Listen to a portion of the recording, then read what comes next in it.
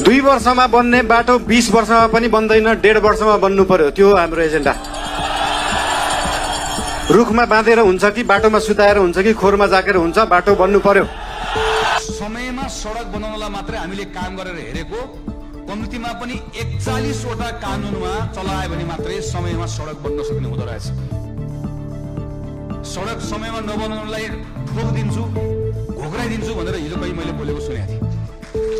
त्यो कसैलाई लगेर मैले कसैलाई घोक्राएर सडक समयमा बन्दैन। सडक समयमा बनाउनका निम्ति 41 वटा कानुन तत्काल अहिले हामीले यसलाई बदल्नु पर्ने रहेछ। रासोपाले आफ्ना कुराहरू राख्दै गर्दा कतिपय मानिसहरू आत्तिएको देखिएको छ।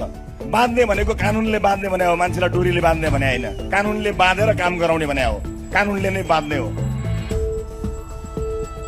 20 वर्ष सांसद र मन्त्री भएपछि बल्ल बाटोघाटो बनाउनलाई 12-15 वटा कानुन फेर्नुपर्छ भन्ने ज्ञान आयो तपाईँहरूलाई?